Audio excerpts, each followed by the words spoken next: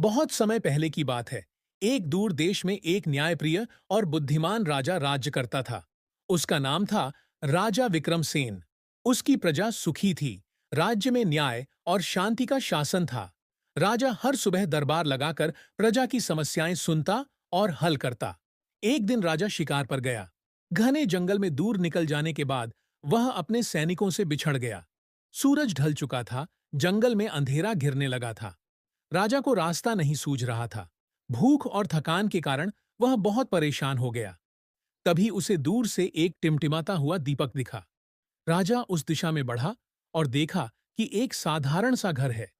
दरवाजा खटखटाने पर एक किसान ने दरवाजा खोला। राजा ने अपनी स्थिति बताई, लेकिन यह नहीं बताया कि वह राजा है। किसान ने बिना किसी संकोच के उसे अपने घर में शरण दी, खाना खिलाया और रात को विश्राम करने दिया। अगले दिन सुबह किसान ने राजा को जंगल से बाहर निकलने का रास्ता बता दिया। राजा बहुत प्रभावित हुआ किसान की विनम्रता और मदद से। उसने किसान से कहा, अगर कभी शहर आओ तो राजमहल जरूर आना, मुझे बहुत खुशी होगी।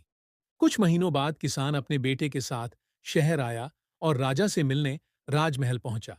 दरबान ने राजा को सूचना दी और राजा ने स्वयं आकर किसान का स्वागत किया। किसान आश्चर्यचकित रह गया जब उसने देखा कि वही व्यक्ति जिससे वह जंगल में मिला था वास्तव में राजा था। राजा ने किसान को इनाम में सोने की मुद्राएं दीं और उसकी सहायता के लिए उसे एक बड़ा खेत भी दिया। अब बात आती है गधे की।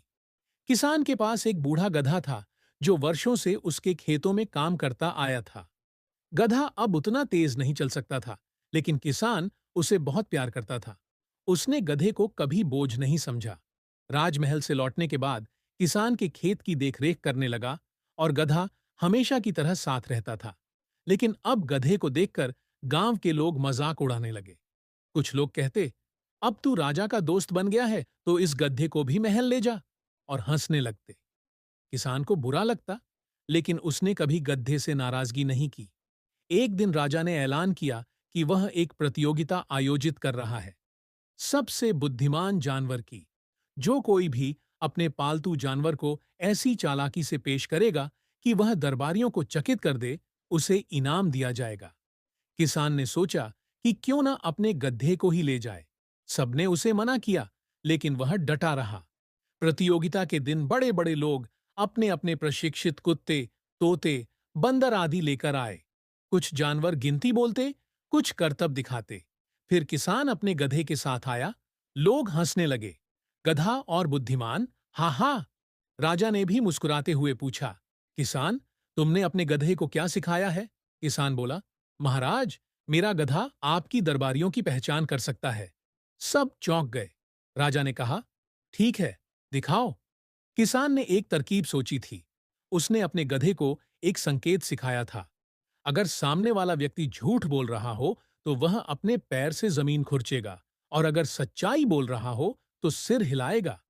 किसान ने एक एक दरबारी को बुलाया और कहा, गधे के सामने कोई एक झूठ और एक सच बोलो। जब दरबारियों ने ऐसा किया, गधे ने एकदम सही प्रतिक्रिया दी। झूठ पर जमीन खुरचना, सच पर सिर हिलाना। राजा चकित रह गया। यह कैसे संभव है? राजा ने पूछा। किसान मुस्कुराया और बोला, महाराज, गधा तो सिर्फ मेरी आवाज और संकेत को पहचानता है। असल बात यह है कि मैंने दरबारियों से पहले से बात कर ली थी कि वे क्या बोलेंगे। गधा मेरे चेहरे के हाव भाव से सीख चुका है कि कब कैसे प्रतिक्रिया करनी है। यह जानवर की बुद्धिमानी नहीं, बल्कि हमारे आपसी विश्वास और समझ का परिणाम है।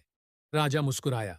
उसने कहा, यह प्रतियोगिता केवल जानवरों की नहीं, इंसान और जानवर के बीच संबंध की भी परीक्षा थी। और तुमने सिद्ध कर दिया कि विश्वास और सादगी सबसे बड़ी बुद्धिमानी होती है। किसान को विजेता घोषित किया गया और गधे के गले में एक स्वर्ण हार पहनाया गया। गांव लौटने पर अब कोई भी किसान और उसके गधे का मजाक नहीं उड़ाता था। गधा, जो पहले लोगों की हंसी का पात्र था, अब गांव का गौरव बन गया।